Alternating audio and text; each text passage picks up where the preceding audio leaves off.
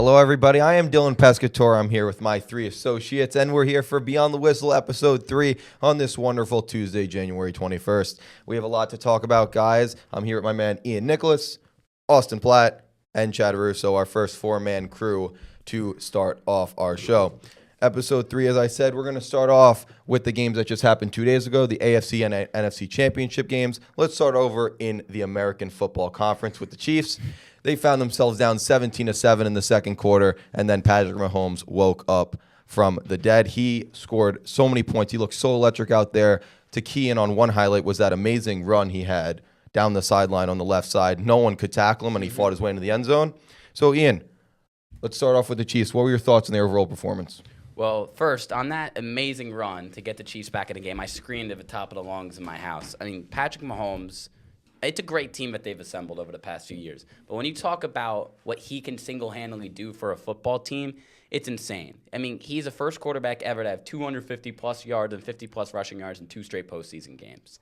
He is a unicorn in a sense. It's effortless. It's like people say Aaron Rodgers is the most talented thrower of the football, but Patrick Mahomes is instantly becoming that new guy. But overall performance, running the ball, you said they ran the ball a little bit more than they needed to. They don't need to run the football when Patrick Mahomes is on fire. Tyreek Hill had a great game. Kelsey had a great game. That matchup with Kittle should be fun in a Super Bowl. And defensively, I remember on Twitter you said, why would Frank Clark ever say why would Frank Clark ever talk bad about Derrick Henry before a game? It was a very dumb decision from him, but he backed it up. He had a great game. They got to Ryan Tannehill. They shut him down defensively. Tyrann Mathieu had a great game on the back end. Terrific performance, and they're peaking at the right time for the Super Bowl. For sure, Ian. I thought that it would backfire on them. Usually it does when players talk about others, especially a guy like Derrick Henry, who's run for almost 100 yards for the past 6 games. It's amazing. Now, Chad, what do you think the main issue was for the Titans in this game? You know, I didn't think they could cover the faster guys downfield. They got too focused on covering the speedy guys like Tyreek Hill and McCole Hardman. That really opened up things in the mid-range throws for Patrick Mahomes, for guys like Travis Kelce. And the running game really seemed to pull in all the linebackers more towards the box, really opening up the tight end passing game. For sure. Austin, what did you see was the issue for the Titans? They found themselves up 17-7 in the second, and then they just collapsed, really. Well, they knew that this Chiefs team knows how to come back. They did it against the Texans, and as you mentioned, Chad, perfect way to put it. They just couldn't get the guys downfield, and across the middle, that's where they beat you. And also, you got to know that Patrick Mahomes has the ability to run. We saw in that touchdown, and he has the ability to change the game as he did. So a great run from the Titans, however, as a 6 seed, beating really probably the 2 best quarterbacks in the conference in Brady and Jackson. So a great run from them, but the Chiefs peaking at the right time, and it'll be a great Super Bowl matchup. For sure. And can we just bring it back to that Patrick Mahomes run, though? I mean, I didn't think it was that impressive. I saw a lot of guys just missing tackles when he was running in a straight line. I mean, I forget the guy's name, but number 37 just flying across the field and absolutely whiffing on a tackle when he was all wrapped up. It was just, I didn't think it was that impressive. It doesn't matter how impressive the run is. It's just the unpredictability of Patrick Mahomes. You can prepare for him all week, and then he just plays a different style of game. A lot of things we saw in this game were boundary passes, things outside the numbers, because you mentioned they were trying to cover the downfield, and that left a lot of things open for Patrick Mahomes to dink and dunk it underneath before eventually he took that shot. And a lot of teams, they don't know. They're confused. Is it short pass? Is it long pass? And then all of a sudden, he scrambles for 20 yards. The defense isn't expecting it. Defenders aren't ready to set up and tackle cleanly. But as you mentioned, the 49ers are going to have to tackle phenomenally, and they are a great tackling team when Patrick Mahomes breaks loose. I just thought that the Chiefs received a lot of help in the officiating game, too. They got a couple of questionable calls where there was some potential offensive pass interference where they called defensive holding. Yeah. And I just thought that really kind of threw away the game for the Titans and really took away some of their momentum as the game went on. That's true. And Dylan, what do you think of the game overall? You know, it was a great game. I really never believed that the Titans would take this one. It was 17-7 in the second, but it was only really a matter of time until I knew Mahomes would break out. They had a 3-and-out to start the game with Kelsey dropping that 3rd-and-2 pass, which they had issues with drops in the start of the Texans game, but then they turned it on, and they did so here. Mahomes looked great. The key play was the run, of course. But another play, it was a little bit later in the game to really make sure that the win was going to happen. It was a 60-yard bomb to Sammy Watkins. He was on the run to his right, throwing it down the middle. Chad, you're shaking your head. Did you not feel impressed by that one either? I mean, he threw it 50 yards down the field. I just saw a wide open receiver because of offensive pass interference. I just really disagreed with the call, and I thought he was just so wide open, to be completely honest with you. Like, hitting a guy that far downfield is really impressive on his own, throwing cross-body and like that. But when the guy's that wide open, it's like just throwing it up and hoping for the best. It could have been anyone down there, and it could have been anyone throwing the ball, I think. I see your point. Now let's move over to the other side of the league, the NFC. It was a great game, a little bit less exciting than we thought we would get with the Niners and the Packers. The Niners winning 37-20, but the game really wasn't as close as the score may seem. We saw Jimmy G, which was a huge stat for me, was he only threw the ball 8 times and completed 6 for only 77 yards, no touchdowns. But they don't need to throw the ball when they have a guy like Raheem Mostert scoring 4 touchdowns in this one. It was a really great approach and really great appearance from Kyle Shanahan. The coach really showed us what he can do on the big stage. His first time in a championship game. Ian, what do you take away from the Niners' approach from running and ground and pound? Well, Kyle Shanahan is a guy who everyone loved as the next young offensive guru coach a few years ago. And then he only wins 8 games his first 2 seasons. But that's not his fault. He didn't have a quarterback. And this year, he hasn't needed Jimmy Garoppolo to play well, but his presence alone as a pocket passer opened up so much. He's not C.J. Beathard or Nick Mullins. He's a guy who can stand in the pocket and make throws. But as you mentioned, he did not need to do anything in this game because Kyle Shanahan is the best game-planning offensive coordinator as a head coach in football. The run game, the run design was fantastic. They're pulling guys. They're running trap plays on 3rd and 8, running the football, and it's working because there's just these massive holes. And you mentioned Raheem Mostert had one of the best games a running back has ever had in the playoffs, and he's a talented player, undrafted, cut by numerous teams. You love his story.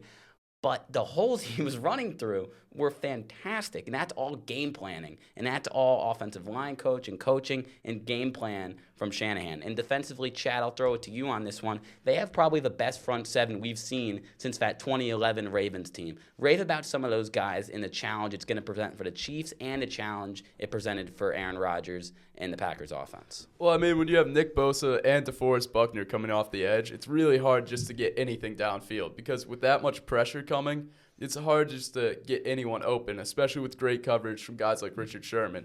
And then also you have 3 awesome linebackers with Quan Alexander. You have Greenlaw. I forget his first name at the moment. Greenlaw, rookie. Great pick from John Lynch there. And a second-year player, Fred Warner, who's also just had an amazing season. All really great coverage linebackers while also being able to cover the run really well, too.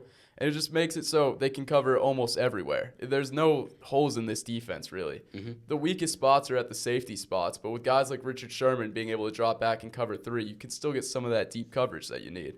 And I thought it was also really interesting to look at their defensive coordinator and the head coach of the Packers were actually once roommates and coached together at Central Michigan in 2004. Yep. And I know it seems crazy, right? But I thought it was really interesting to see how their defensive coordinator was able to really just read the offense of the Packers so well after having such a long relationship with Matt LaFleur. For sure, and we talked about the Niners defense. Richard Sherman and Darrelle Revis had a little bit of a fight online with social media. We saw Sherman and Revis going back-to-back. Ian, you wanted to talk about that? Yeah, definitely. Richard Sherman, it's an incredible story for a guy who was a 5th-round pick out of Stanford, converted from wide receiver to corner, plays in Seattle, is a phenomenal player there, Legion of Boom star, and then he blows out his Achilles, and Seattle makes the business decision to cut him. And, he was trending off a little bit, and he blew out your Achilles as a corner. That's a big injury. So, and then he comes to the 49ers, the division rival. He signed a 3-year deal, and he's right back where he was a few years ago. And Darrelle Revis is trying to argue that he's not a true cover corner, man-to-man, because he doesn't travel with the receiver. He doesn't need to. This is not Madden. We're not running man-to-man every single play. This is the NFL. Man coverages sometimes have zone principles, and zone coverages sometimes have man principles. For Darrelle Revis to say that, he'd play man-to-man every single play, and he's bashing Richard Sherman. Richard Sherman had the best year of any corner in the NFL this year. He had a great game against Devontae Adams for the most part, gave up that big play late. Stephon Gilmore is also a great cornerback. Stephon Gilmore has done a lot. And, you give credit to Richard Sherman and the entire defense. He helps them out a lot. And, Chad, you want to add something? And Austin, we also want to get to you on the big performance from both teams as well, obviously. I just don't understand why anyone would ever go after Richard Sherman. When you think about it, it's a guy with a Stanford education who does his own contracts. He doesn't use an agent. So you can already tell it's already a really intelligent guy. Mm-hmm. And I just don't understand why you'd go after someone that's as articulate as him. Like, he is going to beat you in an argument 9 times out of 10. So if you're Revis, why would you target a guy that has the talent and education to be able to back up what he says? Because he has nothing better to do. He's sitting on the couch right now, retired, instead of playing for a third Super Bowl like Richard Sherman. So he was bored. He chirped Sherman. That was a bad move. Austin, what about you? Rough move there, but Sherman's going to have a big game in the Super Bowl. Mm-hmm. We know what Mahomes' predictability is. No matter what the 49ers do, Mahomes is going to pull something out of his pocket that we're not going to see. But Sherman is going to have to stay deep and have to protect against the big plays, against Tyreek Hill and the fast guys like that. That's going to be the X factor for this 49ers defense. And offensively, can they get that run game going? It's going to be very interesting. Offensively, I'm expecting a high-scoring game. Speaking of the big game, let's get right to it. What are you guys' picks for the big game, 49ers Chiefs? Well, I'm gonna throw it to Chad first, because Chad has an interesting prediction for the game that I was a little stunned by. But what do you think, Chad? Well, I know my pick's going to be a little strange to some people, but I'm going to have to go with the Simpsons on this one. Who, Okay. Back, I believe it was 5 or 6 years ago, said that the 49ers were going to win a Super Bowl in Miami. And look at what we have this year. A Super Bowl in Miami with the 49ers. And I think we all know the Simpsons are usually pretty right on the future. I mean, they predicted the presidency of Donald Trump before he even started running. So I'm going to have to go with the 49ers. I think they're going to win by 7 or more. I just think they have that really good defense. And I don't think that the Chiefs can come out to a slow start like they have in the past against the Niners, because I really think the Niners can make them pay. I see that. Disagree. I'm going with the Chiefs here. I think Patrick Mahomes, a guy who's played a lot more. I mean, Jimmy G's only had, 14 starts before this season, so he's a little inexperienced there. But the Chiefs with Patrick Mahomes, if they get off to an early start, I don't see them getting stopped. I get it. Defensively, this 49ers team is the best defense the Chiefs have really seen all year, but I think Patrick Mahomes kicks into full gear, and I think he wins Super Bowl MVP. I think they win a high-scoring one. I'll say 37-31 in favor of Kansas City. I like it. Ian? This is tough. There are a lot of variables here. Coaching, you got Andy Reid, who's one of the best coaches of all time, but only his second Super Bowl. Then you got Kyle Shanahan, who's never head coached a Super Bowl, but was the offensive coordinator for the Falcons in the 28-3 game a few years ago. So you got two guys who have been here, done that, and have been through the hard times of NFL coaching. You got two great coordinators, one more of a passing team, one more of a running team. It's all going to be game plan, and I think it's going to be tough. Personally, I can't bet against Patrick Mahomes. Same thing. The Titans were red hot, and I said, you know what? I bet the Titans are going to win against the Chiefs. And I don't care if I'm wrong. I'm just not going to bet against a hot team. And as much as I love what the 49ers are doing offensively and defensively right now, with Robert Saleh doing that great job defensively with that team, probably should have gotten the Browns job as their head coach. But ultimately, I can't pick against Patrick Mahomes. No defense has been able to stop him yet. And even though the 49ers have the tools to do it, I'm going to say that the Chiefs win 28-24 in a close game. I think 49ers are going to come out hot with that run game, but Patrick Mahomes can turn it on at any moment. I can't bet against him. Now, I agree, Ian. I am also going to go with the Chiefs. 49ers' big thing was their run game against the Packers. But as we saw, Frank Clark said he shut down King Henry, the guy who dominated the run game against the Pats and the Ravens. They're going to stop that run game, make Jimmy G throw, which he hasn't done so far this postseason. And that's going to be a big stage for Jimmy to show up. We'll see if he does. Rookie quarterbacks, it's really a toss-up. I don't think he will. I think Mahomes, he has postseason experience. I think he's really going to show up in the Super Bowl. And I think they win handedly. I'd say 31-21. Now let's move on to our next topic here. Big topic in sports has been the Astros cheating scandal. The Astros, they've been found guilty of cheating throughout the 2017 regular season and postseason, using a way of using real-time feeds into the clubhouse of what was going on with the catcher signs. They then represented that through hitting a trash can, and then the batters got signal of what pitcher's coming. Funny, right, guys? It's almost like a storybook, really. So, Ian, what were your thoughts in the whole situation with the cheating scandal, and do you think the punishments were fair? Well, I know you and Austin are more baseball guys than us, and I know you're both big Yankee fans, which is why it kind of seems crazy that, the last two seasons you get so far, and then all of a sudden these magical seasons just come to a halt in the playoffs. And we're finding out that there's something that, there's actually a reason to that outside of poor play. It wasn't poor play. There was more at stake here. Look, baseball, there's always something happening here and there. People are always trying to steal signs in this, but this is kind of insane. We were talking about it over the weekend. You can't have a live feed. You can't steal signs like this live during a game. Coaches can try to steal things, in game by themselves, but when you have an extra camera set up, and technology is not allowed. Everyone in the organization knows it's happening, And it's up another level. Every team does a little bit of this, a little bit of that, but the Astros just took it up another level. They've been doing it for years. And something I also thought was crazy is how did the Nationals win when they were up against the Astros and they might have been doing something like this? And then there's the whole buzzer thing. And is that true? Maybe not. But it's just there's so many different things, and everyone's on the same page. We've had scandals in the past where it's one member of an organization or two members of an organization that are involved. But everyone on the Astros organization, from the GM to the players to the manager, everyone knew it was happening, and they were all behind it. That's why I think the punishments are probably a little not as severe as they should be. For sure, the players were not punished due to the Players Association that MLB has. They have a contract with the league that says the players cannot be found guilty for this, even though they were the ones using the way of cheating.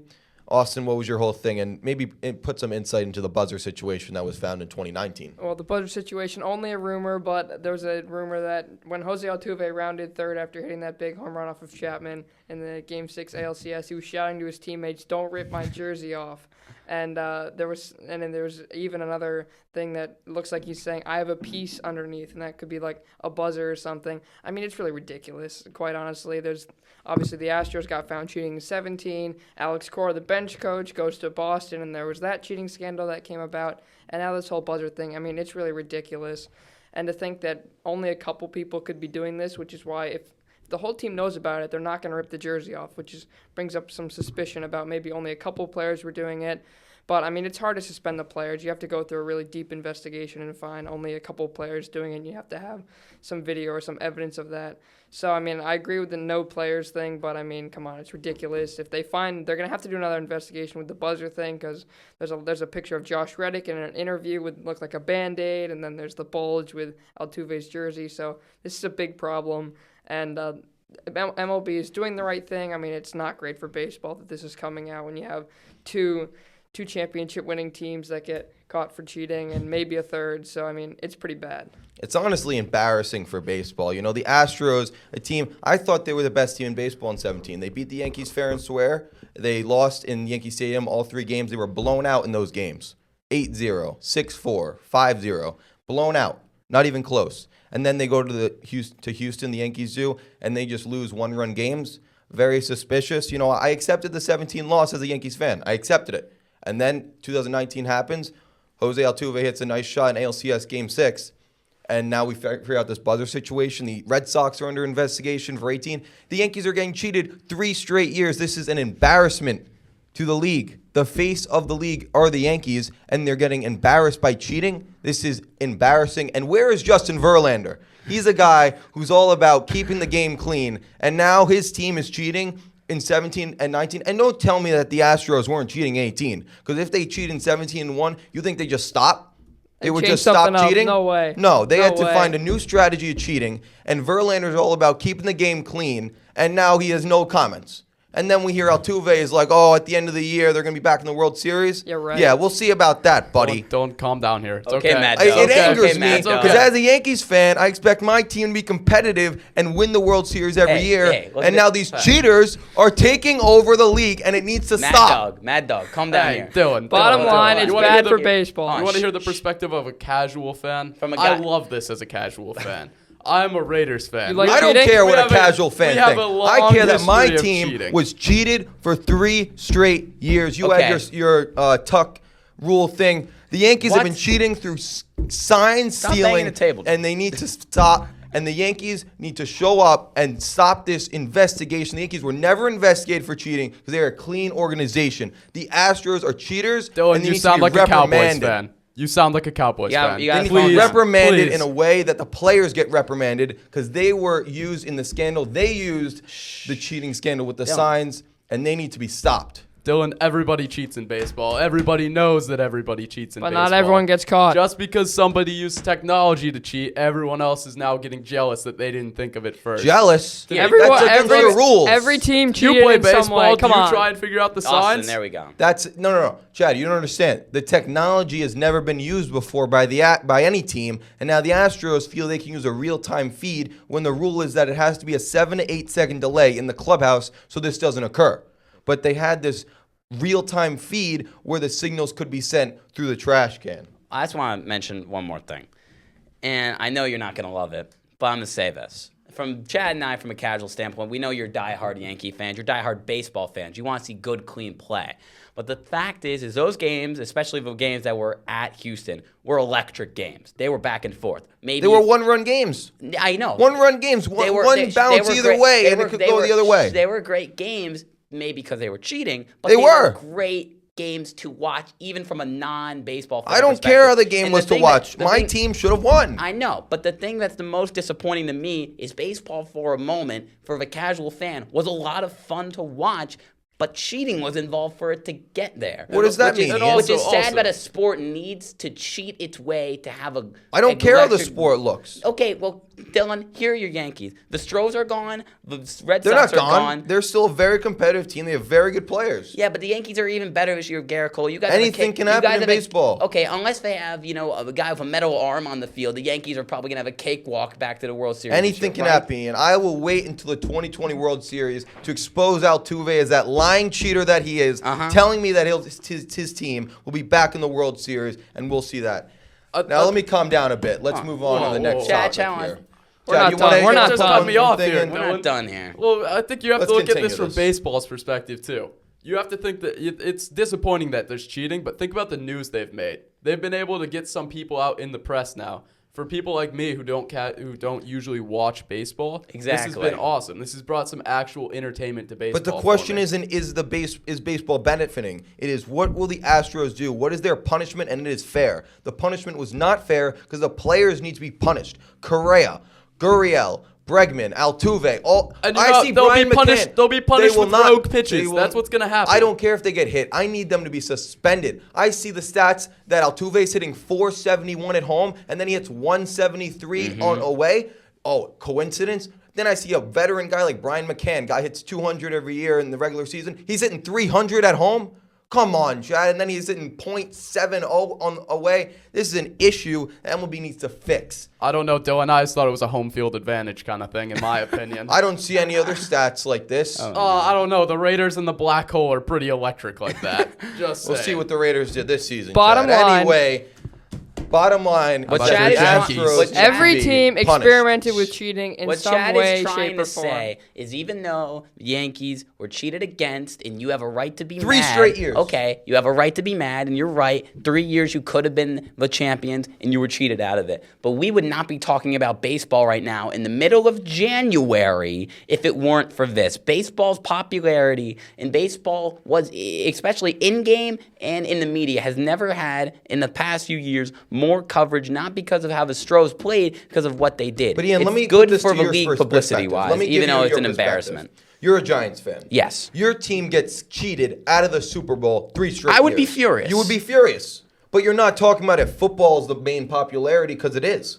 You're talking about that your team was cheated. You had 3 rings taken away from you from this cheating scandal, and I am irate at the Astros and the Red Sox for both cheating. Alex Cora should be suspended from baseball for life. I'm not that saying- man is a criminal. I'm There not is no saying proof yet that the Red Sox cheated. I'm not- You There have to will be. remember. There They will are be. under It investigation. is under investigation. This is all alleged. You cannot be making claims of cheating out here just because you're a Yankees fan. Yeah. You don't even know. Maybe the Yankees are doing it. Maybe They- Every Not being team investigated. did something with cheating. That's Maybe the it's the bottom cool line. kids thing to do right now. Speaking okay? of cheating, let's move on a bit. Carlos Beltran, another Astros player in 17, who apparently figured out how to hit in Houston. Guy hadn't hit all year, figured out how to hit in Houston in the playoffs and regular season. It was the training facilities, Dylan. He was hired as the Mets manager in early January, and now they have decided to fire him And it's after still this January. scandal.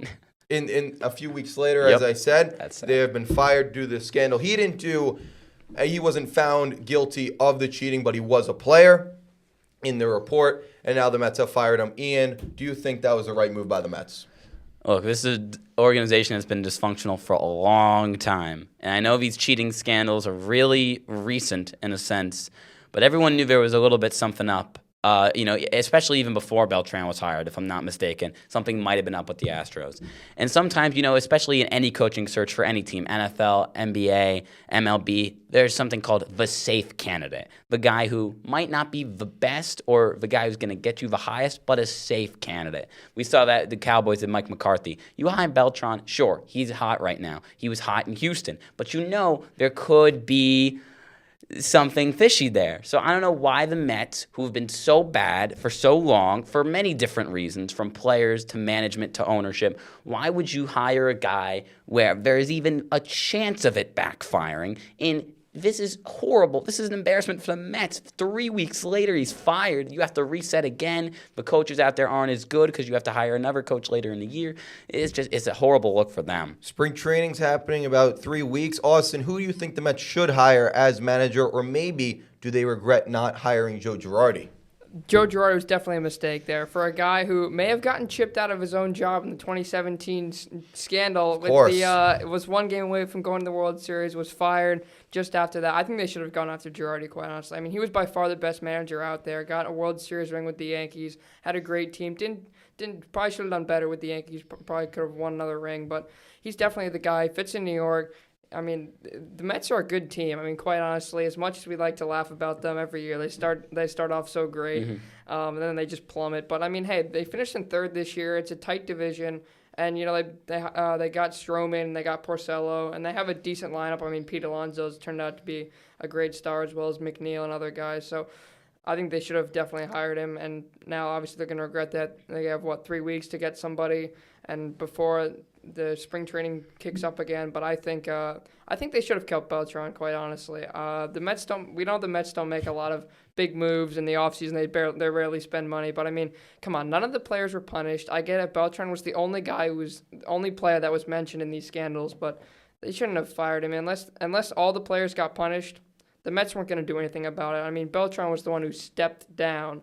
So, I mean, the Mets wouldn't have done anything. The formality. That's right. Well, now that he is gone and there's nothing you can do about that, you can't just go back to Beltran. Is there any candidate that comes to mind? The only in-house candidate that has been talked about is this man called Luis Rojas. He's a minor league coach with the Mets. They'd rather hire internally rather than externally because he knows the players. He coached the players as they came up through the minors. Chad, what's your take on this?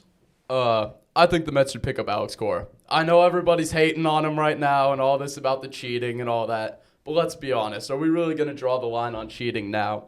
Everyone's cheated on something in their life. Let's be honest here. Dylan, can you say you've never cheated in your life? Neither can confirm I'm not going to say that I don't know much about physics, but I might have got 100 on the last test. I'm not saying that. But Okay. But let's be honest here. A lot of people cheat, and now that we're drawing these lines and stuff like that, these guys shouldn't have been fired from their jobs for cheating. Let's be honest. You're saying Hinch shouldn't be fired? People have been stealing signs for a long time now. That was not electronically. And let's be There's honest. a difference. That's where the line is. The line is where the electronics are. So now we're getting electronics involved. So now that we're entering a new age, we can't use modern problems need modern solutions. As the technology advances, the cheating this. advances. Yes, but guess what? It made the sport more interesting. And I think getting Alex Cora and Beltran back as managers would make the sport more interesting. You can't hire two of them. You're saying that Cora should be the Mets manager I'm saying the Red today. Sox should hire Beltran, and that the Mets swap. They should swap. They should give a little switcheroo. Interesting. The big I thing want a about the switcheroo. cheating and rehiring these managers is not how the media perceives it, not how we as fans perceive it, but what do the players think? And as Chad brings up, even though it's wrong and it shouldn't happen in any sport, cheating is making the game, in a sense, better. Now, I'm not saying anything about that. I refer to it as a competitive but edge.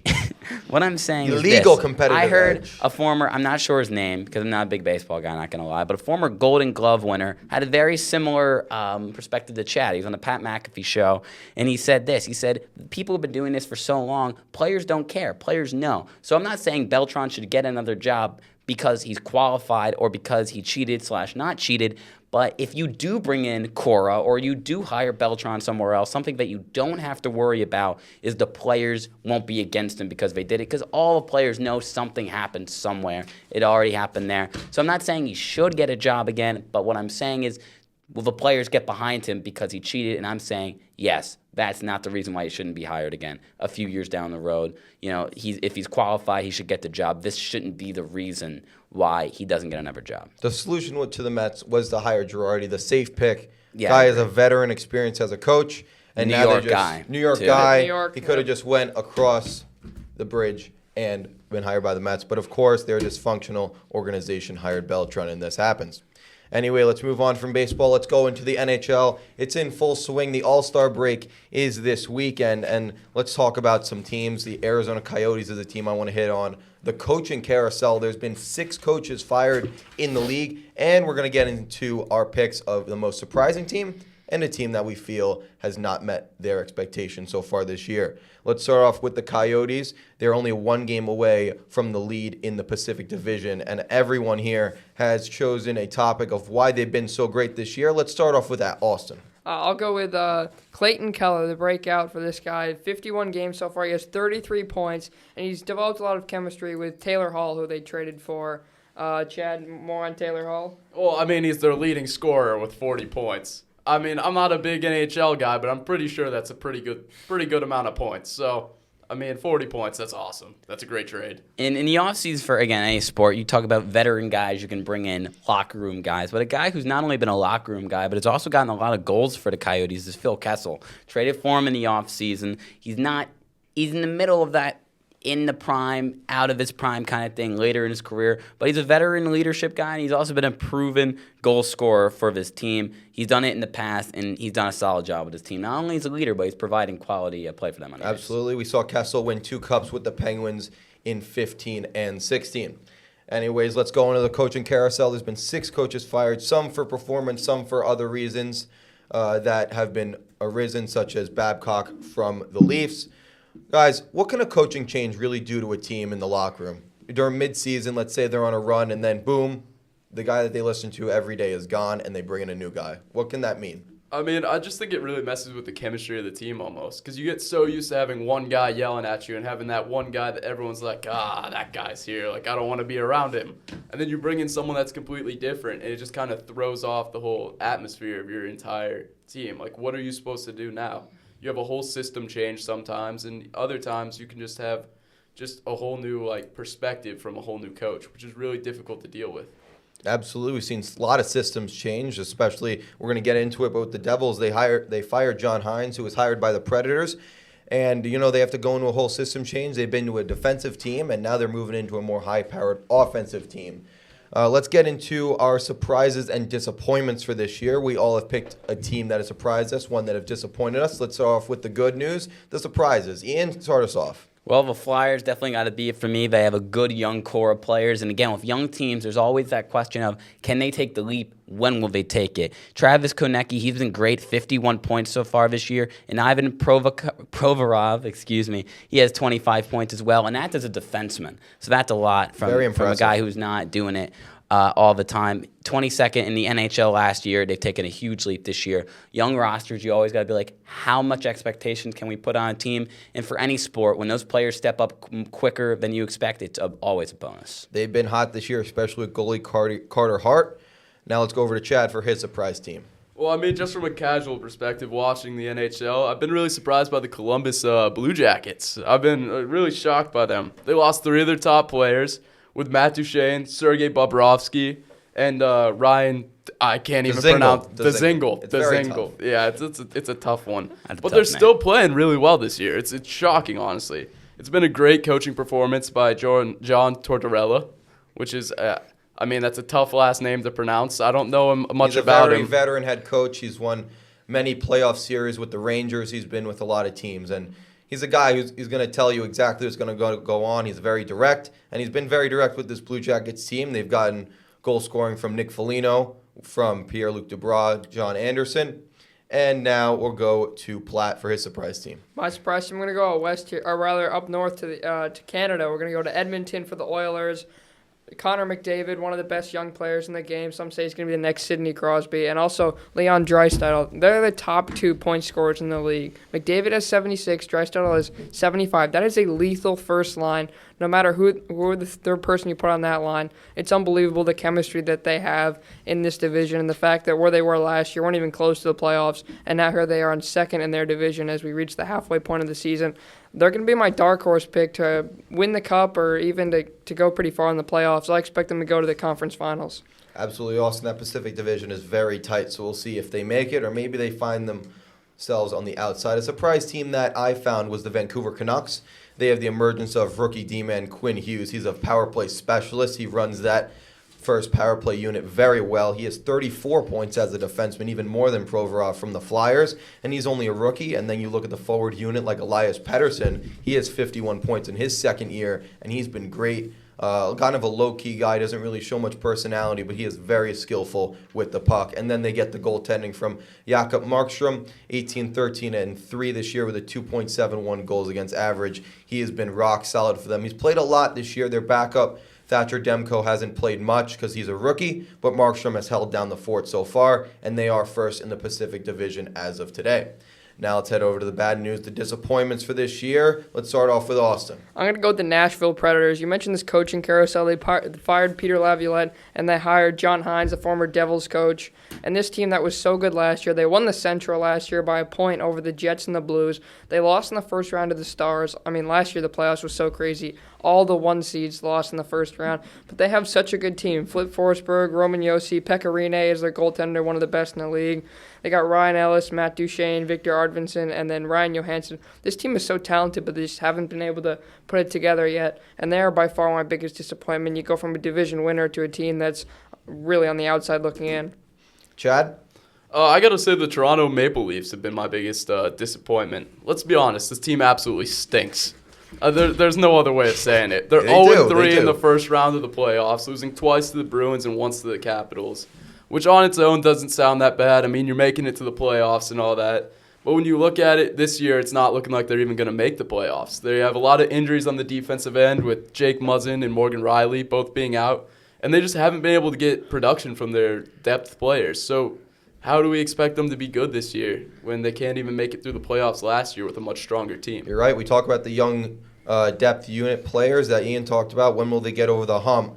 This team has not so far in their past 3 years. Ian, let me hear your disappointment team. Speaking of stinks, on my script here, Martin Jones, it says goalie Martin Jones stinks. He's given up more than 3 goals a game.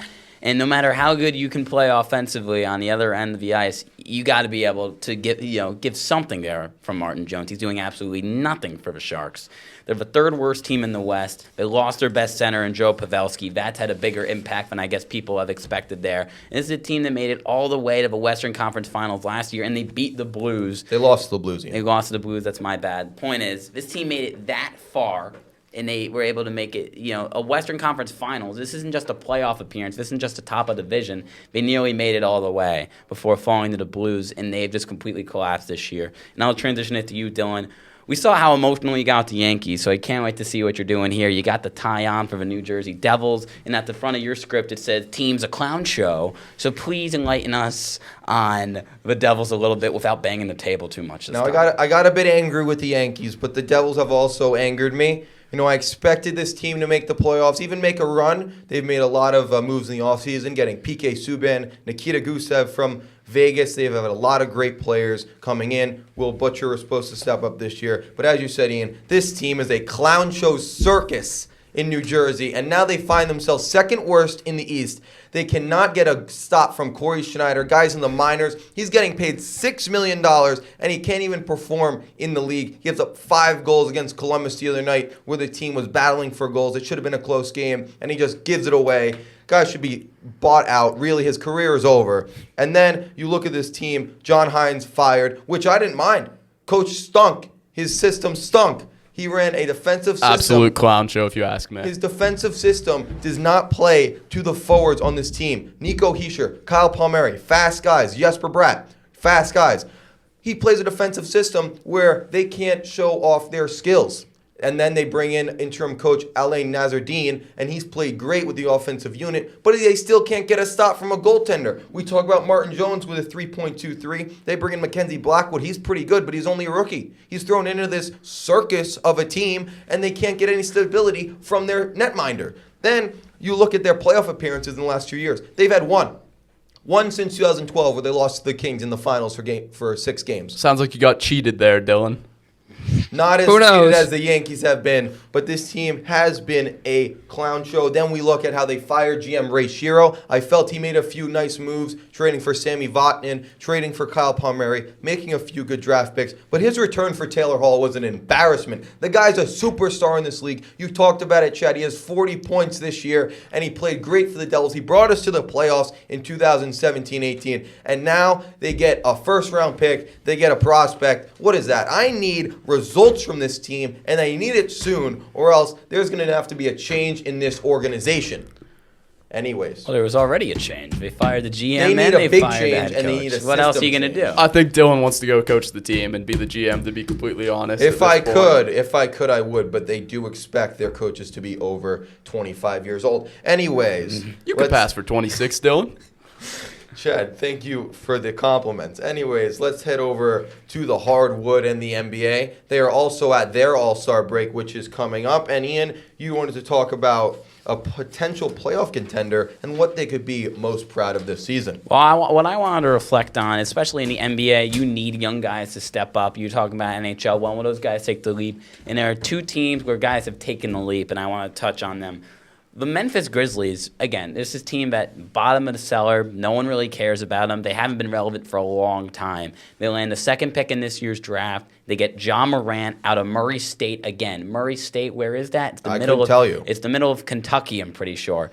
But he comes out of nowhere, and Ja Morant is a star. And not just because he's averaging nearly 20 a game with 7 assists, but it's the efficiencies from a rookie. As you mentioned there's a guy on the Devils, a good defenseman, but he's a rookie. He's thrown into the fire. He's going to have his lumps. Ja Morant has not had lumps this year. He's shooting nearly 50% from the field, 40% from 3. He's dissing James Harden on the floor because everyone says he can't shoot, and he's shooting 40% from 3. He's one of the best three-point shooting rookies in the league. And this is a team that they fired Dave Fizdale a few years ago, and he got fired from the Knicks. If you want to talk about a clown show, that guy's an issue. I'm willing to. The Knicks. Let's not get started there just yet.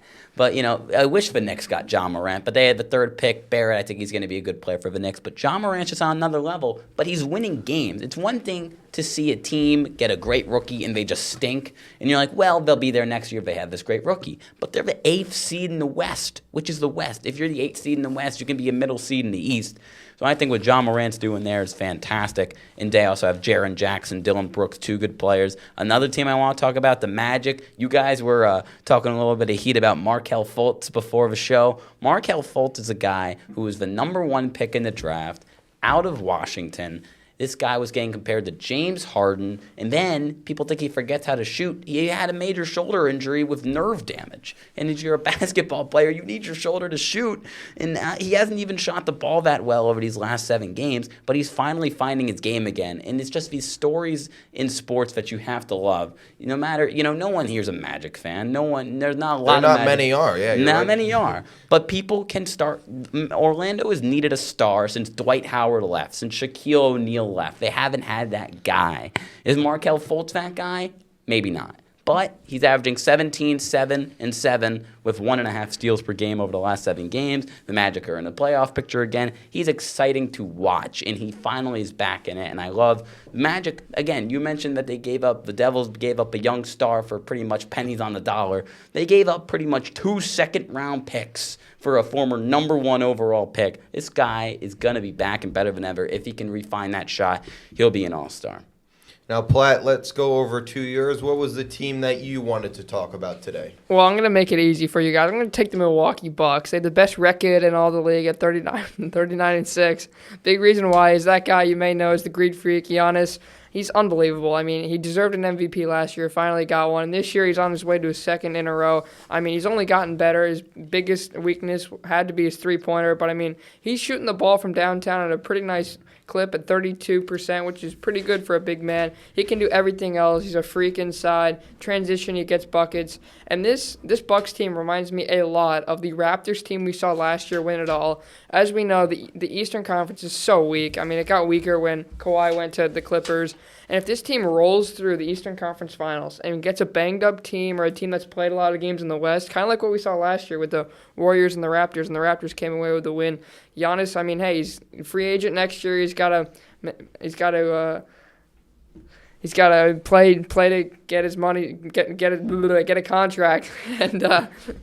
Well, he's already earned the Supermax record-breaking deal. But what this is huge for Milwaukee. It's Milwaukee. Again, a franchise in the middle of nowhere has not had a lot of relevancy. Giannis can go anywhere he wants to go. And as a Knicks fan, yeah, he's not coming to New York. But I can hold that pipe dream in my head. Giannis can go anywhere he wants. And, you know, as much as Milwaukee has embraced him, is he going to win a championship in Milwaukee? Is someone going to join him in the middle of nowhere to win a ring? Who knows? But this season proving that he doesn't need a second star. Chris Middleton's doing enough. Brook Lopez is doing enough. Mike Budenholzer's a great coach. He is doing fantastic work with that team spacing the ball.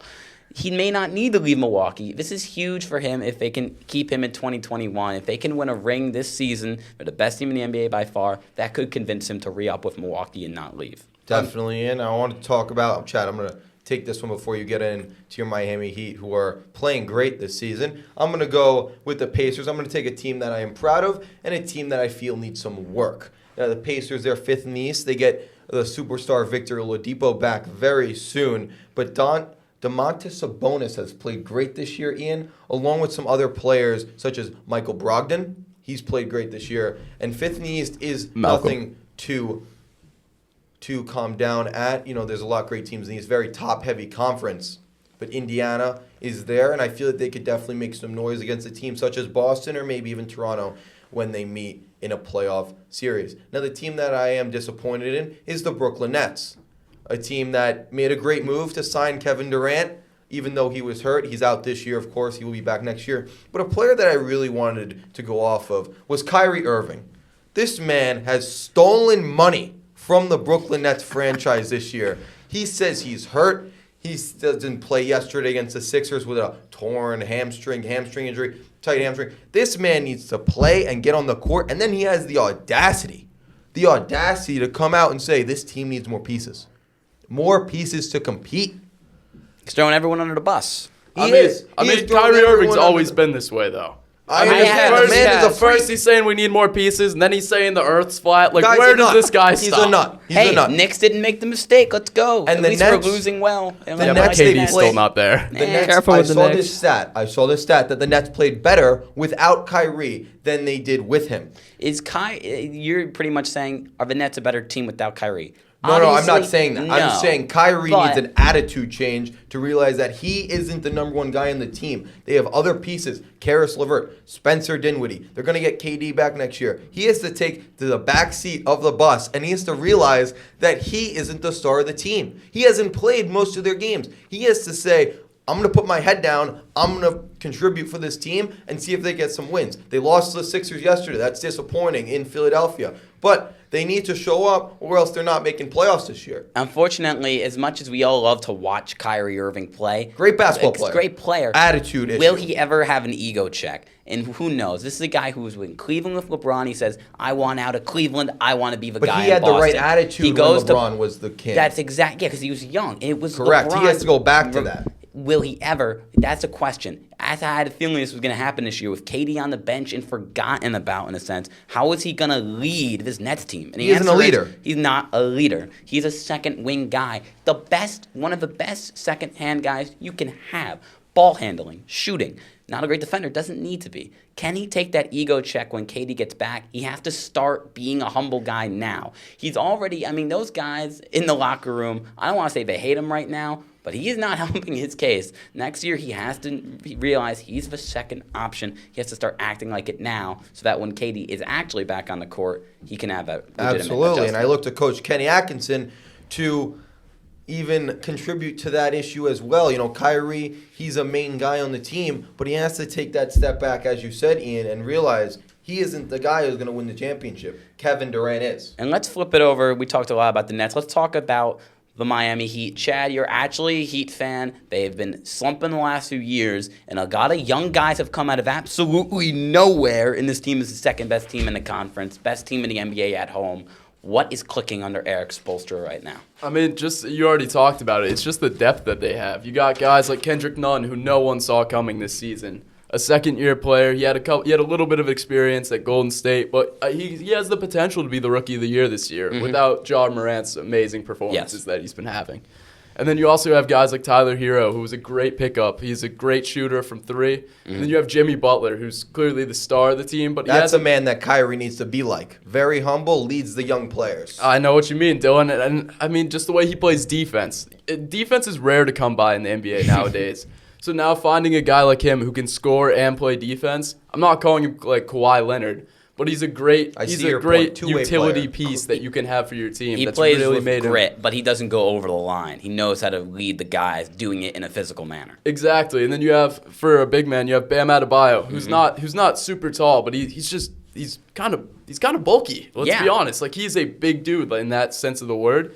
At only 6'9", he has the muscle mass and stuff to go up and get boards that other guys can't get. Kind of like Charles Barkley did back in the day, just a lot more athletic. He can pass, he can rebound. I didn't see what the hype was around him coming out of Kansas, if I'm not mistaken, but he's proven he can do a lot of different things. A lot of different guys with different skill sets on this team. And I think that's going to work out. Yeah, when he came out of Kentucky, I was really disappointed because he wasn't a major player there. But, I can see what you mean, Ian. And it just that bench has really been helping them out too, and their ability to win at home. Come playoff time, if they come against the Bucks, that home record's really going to help them. Yep. Absolutely, they're 19-1 at home this season. Well, that's it for this episode, guys. Great job from everyone as well. I'm sorry for getting heated a little bit on some topics, a little bit, but sports does get in our emotions as well. You see it with the Saints fans, of course. Every year they get cheated. Thankfully, that's not cheated. Thankfully, it's not illegally cheated like the Yankees have been cheated. That's a topic for another time. Now, let's end this one up. It has been episode 3 of Beyond the Whistle with my boys Austin Platt, Chad Russo, Ian Nicholas. I've been Dylan Pescatore, and we'll see you guys next time. Thanks, Dylan.